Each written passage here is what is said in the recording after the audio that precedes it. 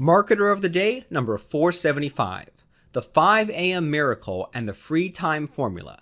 Focus on what matters most, amplify your productivity, and remain flexible to avoid burnout with Jeff Sanders. Hey everyone, we're so glad that you're listening to our conversation today. We're talking with Jeff Sanders, and Jeff is a keynote speaker. He's the author of The 5 a.m. Miracle, and he's the host of the 5 a.m. Miracle podcast. And his latest book is called The Free Time Formula, and you can learn more about it at jeffsanders.com. So super glad to be talking with you, Jeff. Yeah, I'm excited to be here today. It should be a lot of fun. I think so too, and you're a fast talker like me. Like sometimes I end up talking too fast and I have to slow things down. But we're gonna like rapid fire here, maybe. But yeah. So can you tell us about yourself and about what you have going on these days?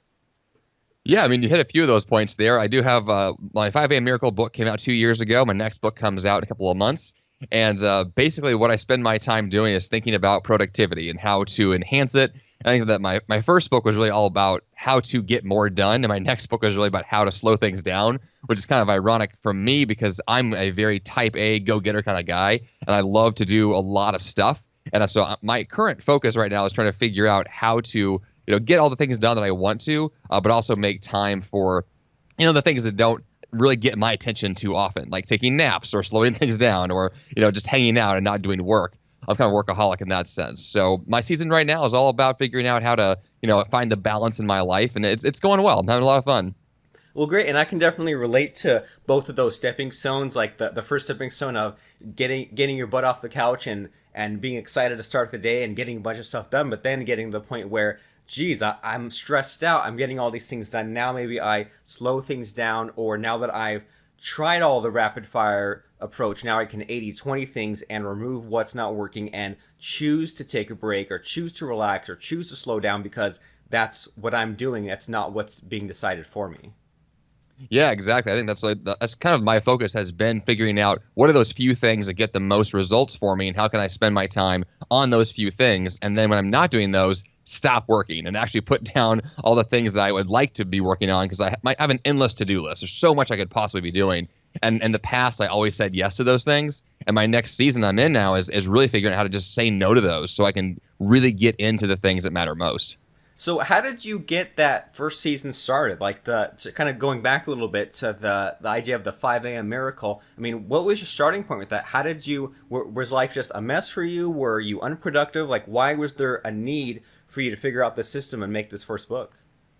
It's a great question. I think that it started really with me being kind of overly busy in the sense that I had 3 big things going on. So I had a full-time job at the time. I had a part-time business, which I do now full-time.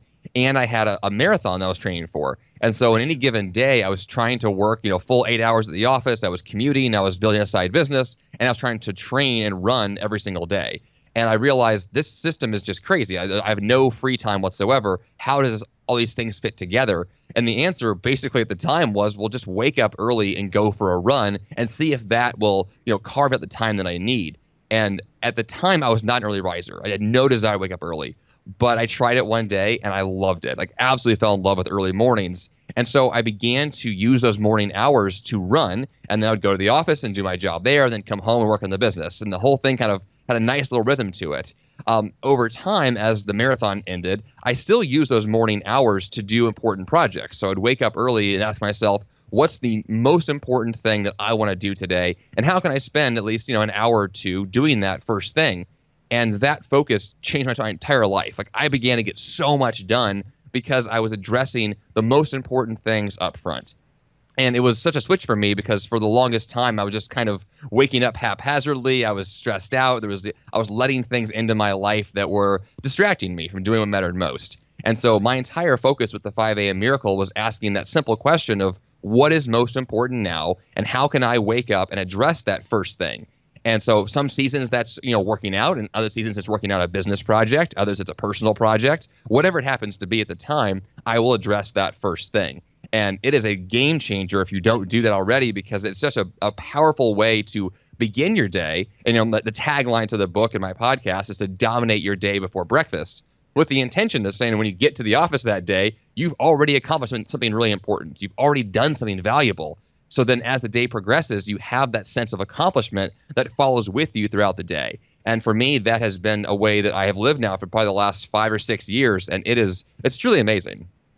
Well, great, and there's lots of great stuff to unpack in there, and I can definitely relate to waking up early and of not being a natural early riser, but in giving it a chance and letting it pick up speed, and in basically have those morning hours to have the calmness, to have the quietness, to have time to reflect. That way, I can think about things before acting, and I can choose where to focus my day, as opposed to just jumping in and always hurrying around and always being late and just picking up on what yesterday was, and then working myself super tired, and then just stopping, and then being kind of caught in that day-to-day cycle. I can definitely relate to a lot of that, and in the whole idea of sort of making your bed first thing in the morning, so to speak, and in whatever form that takes, so that way we get that huge amount of momentum. We get a lot of quick things done in the morning before most people are even awake. So that way, when it's time to really hit the day, then we've already got so much accomplished. It's hard to stop, but not in a way that it's a bad situation. It's that we got a lot of stuff done, and it's like the momentum of the day just carries us. So I can definitely relate to the power in that waking up early and getting things done early, but also in resisting it and not getting to it soon enough. Yeah, certainly. I mean, it's a transition to make if you don't naturally wake up early. I mean, I was not my life for most of my life. I was a last minute kind of guy. I had to get out of bed at, literally like 5 minutes before I had to be somewhere.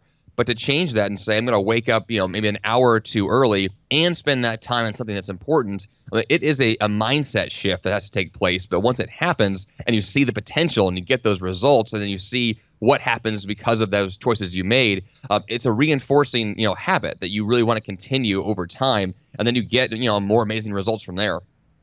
Yeah, and feeling like, whoa, it's 10 or 11 in the morning.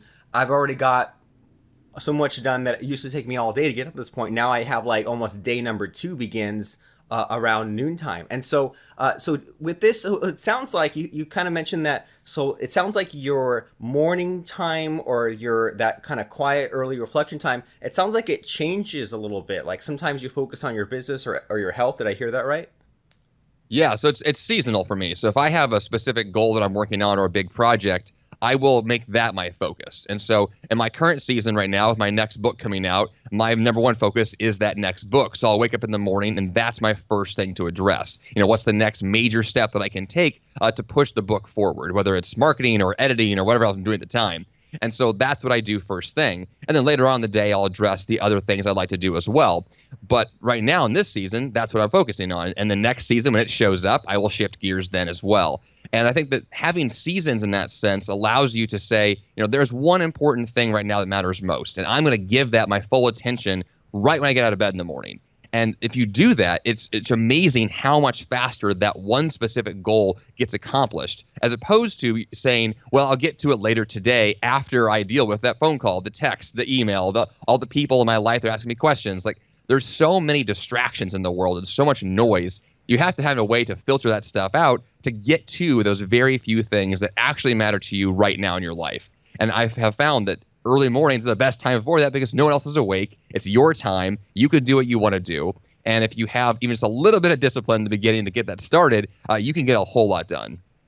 I love it, and you're reminding me that I read some like really short book years and years ago that was all about how like there's some chemical in your brain, and when you wake up you have a lot of it, and it helps you make decisions, and then as the day goes on you run out of that chemical, and that's why a lot of drunk driving and crime and things like that happen at night and not early in the morning, just because people run out of that chemical. And so you mentioned about how like there's these seasons. So is there like a specific reason why you change that up? Like, is it like to avoid the monotony, or is it just like that goal that you're working on that time is completed, or what's the reason for having these seasons here? Well, I think it's a personal thing for me. It's a good question, too, because there are some people that I know that have had the same routine every morning for decades, and they do the exact same thing every day. They're out of bed at the exact same time, kind of like a robot. Like they're doing the exact same thing, and that works for them. If they have a routine that fits and gets their goals accomplished, that can be a way to live. personally, that drives me crazy. Like, I cannot do the exact same thing every single day. I need seasons just to know that my life is moving somewhere and I'm changing and growing. And so I intentionally mix things up. If I have a routine that's the same for more than a couple of weeks, I will intentionally change it because I need that sense of freshness and newness to keep me more interested in my routine and to make sure that I'm always doing something that's helping me to grow.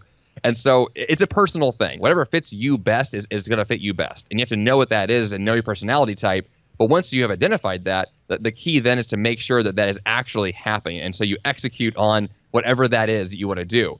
I think seasons are great. I think having variety is amazing. I think that intentionally focusing on your most important goal in your current season gives you that sense of priority. And all of us go through seasons. We all change our focuses all the time. And I think that if you apply that to your morning routine, you can get a lot of value out of that time. Yeah, and this is all very reassuring because I noticed that my morning routine has changed over time as well. Like, I used to go to the gym, but then I noticed that I'd only use the running machine, so that I changed to running. But then I noticed that if I was running, then I didn't really have time to think, so I changed to super long walks. And then I even found myself changing up the route just to mix things up. And then even on some mornings now, I skip the walk completely or do it later in the day or do a lot of them during the day. But this is all great because up until now, I thought maybe I was maybe not a bad person, but maybe I was backsliding a little bit on the morning routines, because a lot of these people that when you mention morning routine, they show you like this 20-point checklist, and they talk about, drinking a gallon of water and reading for 2 hours and writing for an hour. And it kind of makes me feel bad. But what you're saying is if we don't have a crazy list like that, or we change things up over time, it's completely okay. Yeah, and one thing to address that too, I know that in my book I talk about this because I tried this for a few years where I had basically 3 or 4 different routines of different lengths. So I'd have one that was kind of like my fast action, kind of get out of the house in 20 minutes routine. And then I had my kind of medium, like 1 hour, 2 hour routine, and then a much longer, like 3 or 4 hour routine. And so depending on the day of the week, I would pick the routine that fit best for me. So if it was a Saturday morning, for example, I could do a 3 or 4 hour routine that involved a lot of reading and exercise and personal development time. And I could fit all of that in because I had the flexibility to do so, versus a weekday where I had a meeting really early on in the morning. I would do a really fast routine and get to that next activity. And so it was figuring out kind of like, how does your life look? What does your schedule look like? What can you fit in? And you can mix up what you do on different days. So, for example, you might say, instead of saying, I will read for 30 minutes every single day, you could say, I'll read for 30 minutes twice a week. And that'll at least give you the chance to say, well, on Tuesdays and Thursdays, I'll read for 30 minutes. On Mondays, Wednesdays, and Fridays, I'll do yoga for 30 minutes. You can mix up what you do and when you do it, so that over the course of the whole week, you have done a variety of habits that you enjoy. You've made time for the things that matter to you, but you're not going to try and do all of it every single day, because that by itself is exhausting and almost impossible to pull off because there's so much to do. And so if you have a variety of habits that you want to hit, whether it's yoga, reading, working out, those things can fit in your calendar on various days. And then over the course of a longer time period, like a week or two, you'll address all of them. And your life will still move forward. You'll still get that progress. It just won't be the exact same routine every single day.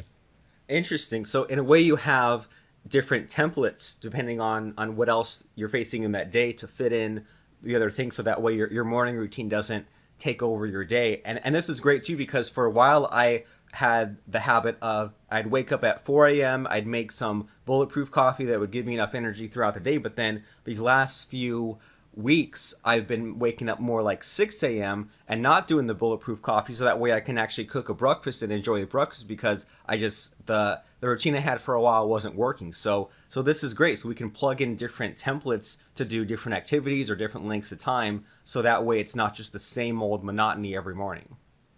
Exactly. I think it's really helpful to have a variety of options to choose from. Like once again, like I'm the kind of guy that likes to have the variety. So if you have one routine that's best for you every single day, you can follow that. But if that's not your lifestyle, then have more routines. Like have 5 or 6 or 10 or 100, like whatever it takes to make sure that on any given day, you can do the thing that matters most for you on that day. And, every day changes. So have the flexibility built in to be able to say that I'm okay with the fact that today I'm only going to read for 10 minutes and then tomorrow I'm not going to at all. And that can be fine as long as you know ahead of time and you're being proactive about it and say, this is how my life's going to be scheduled.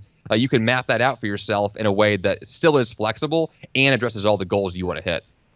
Makes perfect sense. And so if people are having trouble making these routines stick, do you have any advice there? Is it just a matter of tracking things or having a calendar? Or how do we make sure that if people say, well, I want to have these better morning habits, or I want to try things out and figure out what's best for me, how do we make sure that we just don't have these nothing mornings? That's a big question because there's a lot of factors that play into it. I know that for me in the last few years, what tends to work best is if I have a guaranteed system that says that I'm going to do these very specific things. So the night before, for example, I'll write down tomorrow morning, at 5:30, I'm going to do these three things. And I'll plan that out. I'll set my multiple alarm clocks to guarantee I get out of bed on time. And then I will hold myself accountable for doing those things. And if I miss that routine, if I don't get out of bed, if I don't do those things, then I can feel that kind of the consequence of that action, right? I know that if I don't do it, I see what happens the rest of the day because I missed it. And so in that sense, I'm kind of self-reinforcing that I want to hit my own goals because they matter to me. For other people, that's not enough. You need to have accountability built in. So you might have a spouse or a partner or someone at home to help you get out of bed and do these things. Some guests I've had on my own podcast have hired personal trainers to come to their door at 5:30 in the morning to guarantee they're out of bed to work out because there's someone knocking on your front door. You can't ignore that. And so it's really about figuring out what does it take for you to make sure you do what you said you're going to do. And there's various levels of accountability can be built in, the smallest being that you kind of just have your own self-discipline and your own systems. And then the most extreme being you have someone come and force you to do things you don't want to do. And so somewhere in that spectrum, you find where you fit best. And then you build that system to guarantee you're always going to hit the goals you want. And it's not an easy answer because accountability can be tricky. But if you find someone who's a good partner to work with, it's really powerful to do that. I think one of the best ways that I've seen over time for most people is to not do this alone. So be in a group, have a partner, do something that involves somebody else because you're so much more likely to follow through with it than if it's just you by yourself. It's so easy to skip your own goals, but it's so much harder when someone else is going to meet you somewhere at a certain time. You can't just blow them off every single day. So the trick here is figuring out what will it take to make sure that you're always doing what you said you're going to do. That's a great way of looking at it. That how like the sort of the level 1 or level 0 is just willpower. Like, well, if you're the kind of person that says you're going to wake up at 5 o'clock and get a bunch of things done, then great, more power to you. But for the rest of us, maybe we need to escalate and put more and more physical things in place, like the alarm clocks or the accountability or having someone come to your door or just whatever multiple layers of physicality to make that happen. And what that reminds me of is I had a friend in high school who did swimming, who was on the swim team. And I guess that's like a really early morning thing to do. I've never been on a swim team, but I guess you have to wake up really early for that. And then they had some kind of rule where if you were late to the early morning practice, you had to buy a second alarm clock and put it in a different room and set it off. And then if you were late again, you had to buy another alarm clock. So some of these people had been late 4 or 5 times, and we're at the point where it was like Doc Brown from Back to the Future. There were like 5 alarm clocks going off in the other room just because it was like they needed more and more the outside factors to get them to where they needed to go. In this case, it was just waking up and showing up at a meeting. I mean, that's what it takes. That's what it takes. It's really figuring out like what will it take to make sure you do what you said you're going to do. And it's not always the best answer to say I'll have 5 alarm clocks, but if that's what it works for you, then make it happen. And I'm all for like doing what it takes to make sure your goals are accomplished. And so in some cases, it takes a little creativity or a little willingness to try something new. But once you get to that point where you are doing those activities, like once you're out of bed, you're doing the routine, you see the results from that, it is so much easier than to say yes tomorrow morning and the next morning because it works. You feel better. You're getting things accomplished. It's a reinforcing system. And so the goal is to figure out how do I get that momentum built up so that I can feel those results happening and see those results in place. Because once that's there, it's really hard to then turn that down. It's hard to stay in bed because you want to get up and do really great things for yourself. And so that's my goal, is to figure out how can I bounce out of bed with enthusiasm and feel fantastic. And it takes a little bit of work. It's a little, it's a practice to get there. But once you're there, like it's a life that I just really can't ignore because it really is so beneficial. Yeah, and that's a great way of looking at it. That, like, once the momentum's going, it's not like you're just going to drop off. I mean, you might slowly degrade over time and let these habits fall to the wayside, and then that's just a matter of keeping things going. But yeah, that's pretty reassuring that once things are rocking and rolling and you have these good habits in place, then it's easier to stick. It's a lot easier to stick with it than it was to get things ramped up. So you have this 5 a.m. miracle book, and then for people who then want to get that ongoing updates and training and things like that, there's the 5 a.m. miracle podcast. So can you tell us about this podcast? I mean, it looks like you have some pretty crazy guests and pretty crazy topics on there. Yeah, it's a fun show. I've had the podcast going for 4.5 years now. I've got probably 270-ish episodes live on the feed, and there's a lot of content there. I've interviewed hundreds of guests. I've had lots of shows where I teach a lot of topics on productivity, healthy habits, personal development, whatever it takes to help somebody live a better life and get more accomplished with the things that matter most to them. And that's really the focus of the show. And it's been a lot of fun. I've loved doing it. 4.5 years in, I don't see a stopping point for myself anytime soon. So I'm going to keep this thing going as long as I can. And yeah, it's a lot of fun. So any interesting commonalities with those interviews, or just anything that you think is super relevant nowadays? Well, with all my guests, I always ask them about their ideal day. So I would say, if you had an ideal morning tomorrow morning, like, what would that day look like for you? And the answers to that question are fascinating because everybody gives answers that at first seem fairly similar, but everybody has their own kind of take on what an ideal day looks like. For some people, that includes exercise. For others, it's meditation. For others, it's having a morning shot of whiskey. That was one woman's answer before. Like, whatever it takes to say, like, I'm going to start my day off the way I want to begin my day, they give the answer that's best for them. And I think it's interesting to see that we're all similar, but we all have our own unique take on what a great day would look like. And so it's great to be able to kind of dissect all of those different perspectives and then say, well, based on all of these, what is my ideal day? Like, how can I craft my kind of perfect morning? What would that look like? What would it include? How can I have that ideal day more often? And so I think it's really wonderful to be able to talk to these amazing people who are getting a lot of things accomplished. These are very successful people. And so there's a lot to take from what they're doing because there's so many great nuggets of wisdom there. And not all of them apply to everyone, but many of them do. And it's great to be able to pick out all the ones that you could think, oh, that's a great new idea. I could try myself tomorrow morning. Let's go see what happens. And so that alone to me is worth doing the show.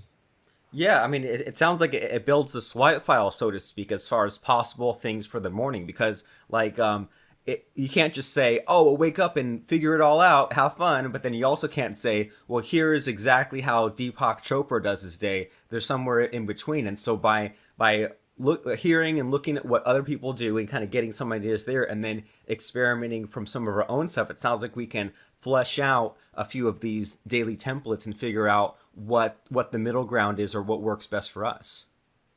Yeah, exactly. I mean, there's a lot of options to choose from. Like we said before, there's so many possibilities, but I think it's just interesting to be able to kind of break those down to the few core things that will give you the most value in your day. And once you have those few core things, you can repeat those as often as you want.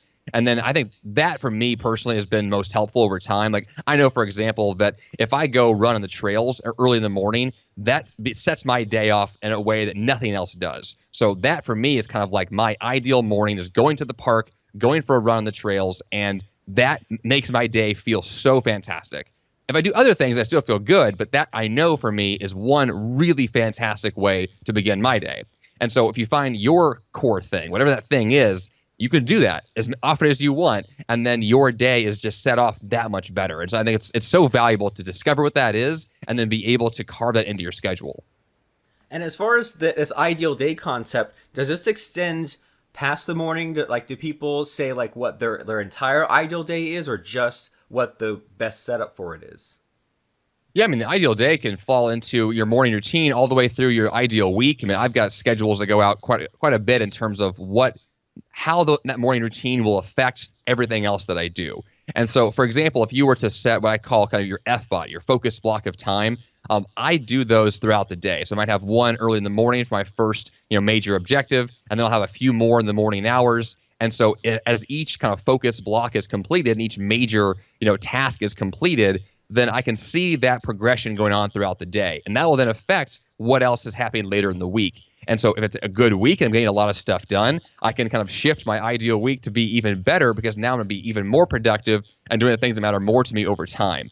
And so that's the system I'm trying to create, is how does the morning routine then impact the rest of the day, the rest of the week, the rest of the month, and all the major goals I'm working towards. And that's where it all begins. So the morning hours is where everything starts. And so if that is set off well, if the ideal routine is established, you can then apply those same lessons to your afternoon, your evening, your weekends, and then those become optimized as well. And then the potential for your productivity is just through the roof. And to me, that's where the real benefit is you start with the routine in the morning, and then you see how that affects everything else. So with all these tools in place, do you still have bad days or down weeks, or is it minimized because you have these tools working for you? I mean, I certainly have bad days and bad weeks like everybody else, but I think that what's helped me over time is I have specific boundaries built in to kind of help keep myself on track. And so one system that I use is called a weekly review. And in that process, I will review what happened in the previous week. I will look at my mistakes that I made, my wins that I had, what actually took place last week. And I'll use those lessons to figure out what's going to happen next week coming up. How can I plan these next 7 days more effectively? And so by having that stopping point every week to address, how last week was, I'm able to catch mistakes a little faster and then correct those. And so because of that, yes, I still make mistakes, but they are significantly fewer than I used to a few years ago because I have boundaries, because I have systems to review what I've done, and because I'm intentional about saying, I want to have better days and better weeks. How can I do that? And by just asking that question, I get answers, and I can then follow through and apply those. And so that's really what it's all about. It's asking the question, what's going on in my life right now? How can I make it better? What are some ideas I can try? And then how fast can I get those ideas, applied to my calendar? Let's get those things started immediately. And that to me is so beneficial because then I get results even faster, which allows me to then prevent mistakes even more.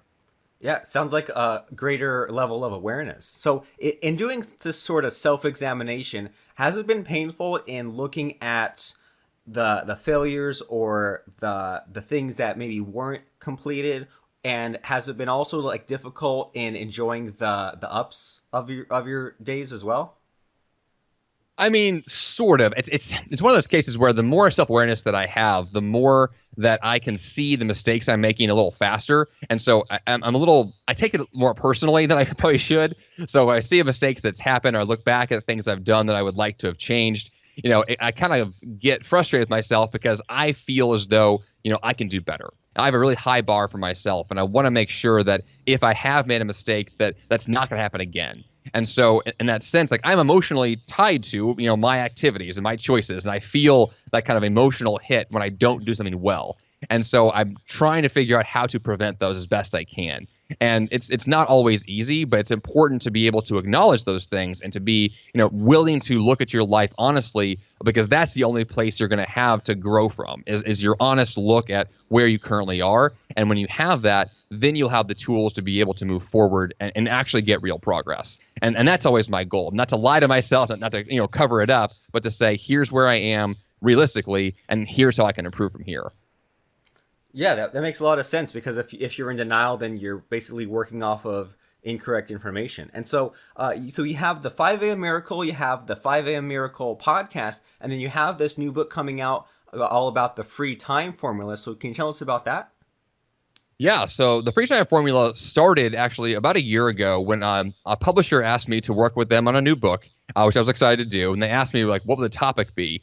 And I gave them a bunch of ideas they didn't like. And so we were discussing kind of what's a good topic for the book. And in the middle of that season of discussing that, I was extraordinarily busy. I had way too much going on. Like I had been so productive and I was doing so many things, I was burning myself out.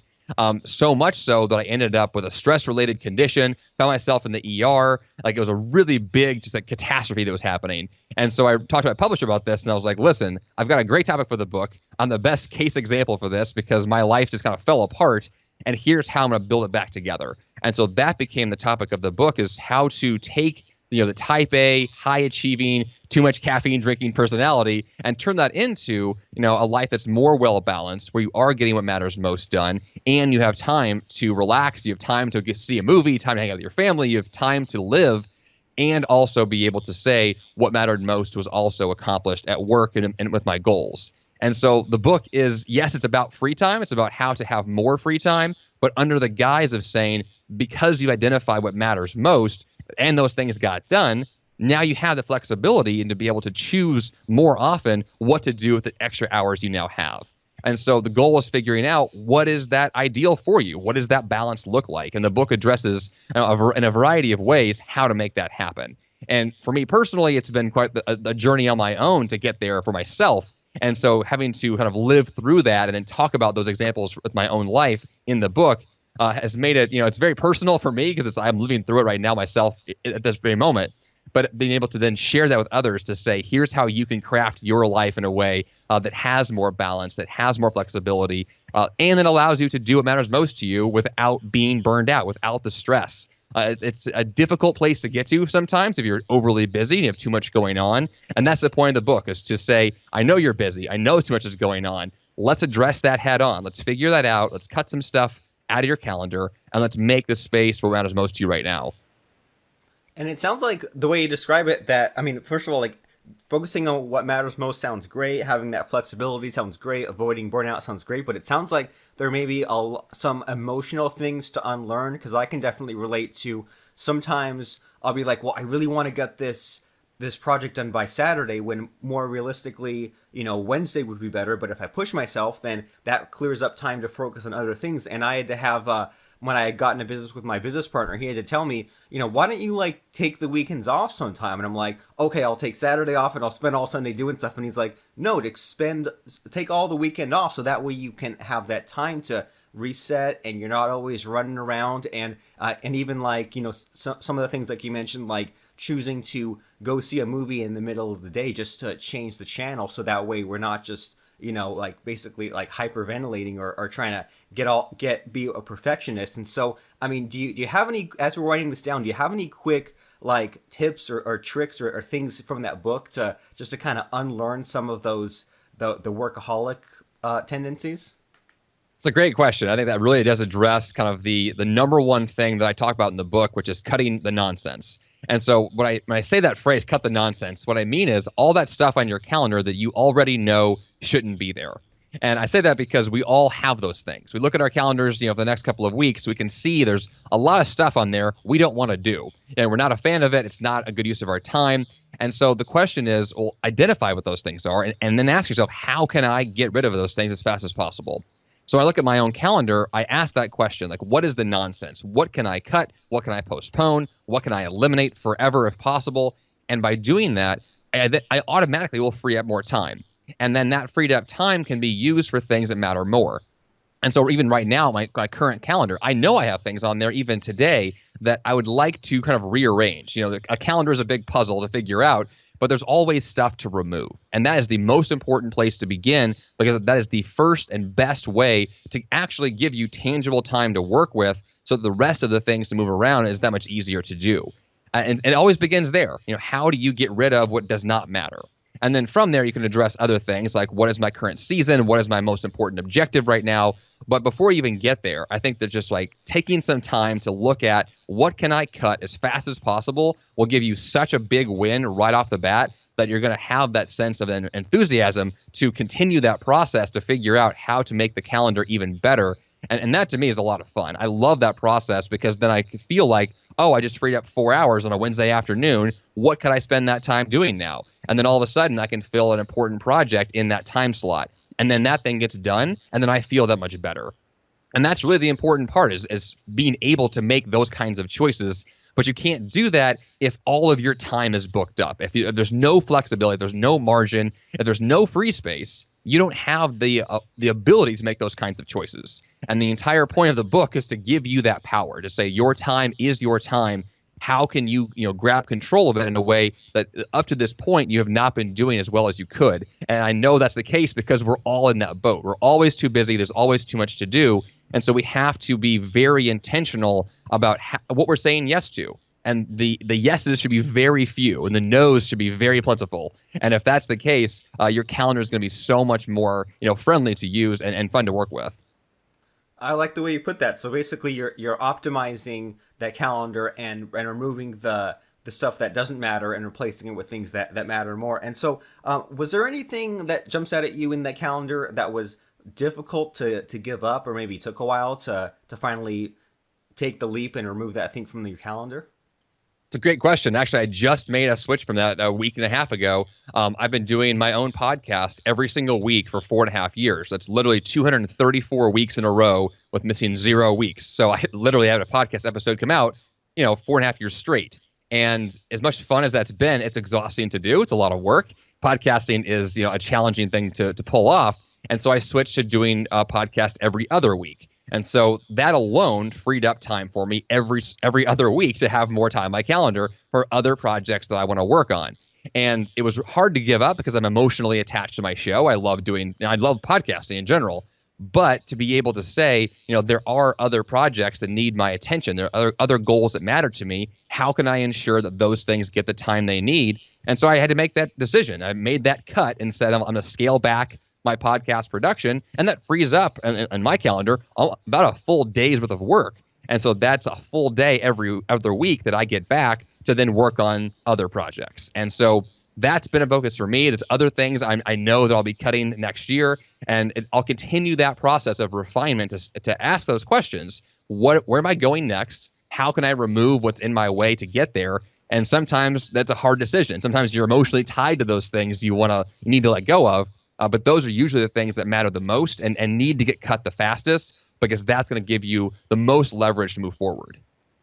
Very interesting. So maybe we have these things in our businesses that have just kind of been stuck there, and it might have gotten to the point where we're still doing something, and we're still doing something to a certain extent where maybe it's superstitious, or maybe it's a matter of the actions and the thinking got us up to this point and helped us, but they're also holding us back from getting to that next level. So we always need to be re-examining and rearranging and trying things out and optimizing to get to whatever that next level is. And so everyone needs to definitely check out the 5 a.m. Miracle book, the 5 a.m. Miracle podcast, and the Free Time Formula book. So where can what kind of links do we need to go to check out these sorts of things? Well, jeffsanders.com is the place to go for all of that. You'll find a link to my new book there. You'll find the podcast. You'll find my other book. It's all there. jeffsanders.com is my home base. And whatever I'm working on next, you'll find right there. Super awesome. So jeffsanders.com is the portal to get to whatever you have going on by the time people listen to this, and check out those other books and the podcast. And so is there anything that you wish you could tell your younger self maybe 5 or 10 years ago to maybe shortcut things or make things better for you?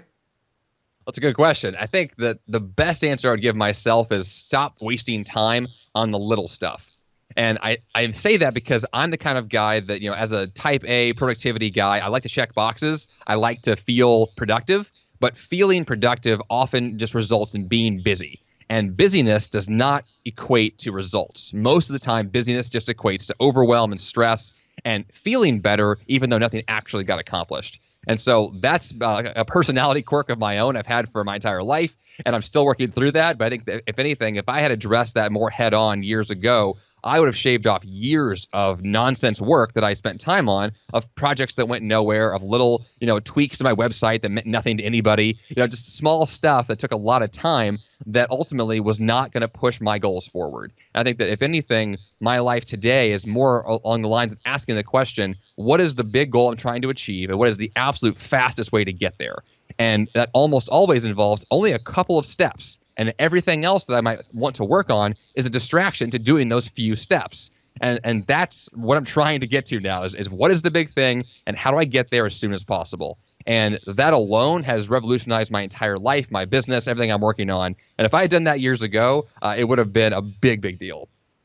I love it. So in other words, don't be such a control freak. Don't spend so much time on the little details that only you will notice, because it gets in the way of what you actually want to accomplish. So great stuff and great message. And everyone, make sure to go to jeffsanders.com. That's jeffsanders.com, and check out Jeff's podcast, his books, and all his other resources. So jeffsanders.com. We'll see you there, and you'll be glad you went there. So thanks, Jeff, for stopping by today. Thanks a lot. A lot of fun today. Don't wait for perfection. Don't spend more than 1 hour at a time at the computer. Don't do more than 4 things per day, and don't let projects take longer than 3 days. These are just some of the insights you'll discover in our new book, The Checklist Mindset. Claim your copy at www.checklistmindset.com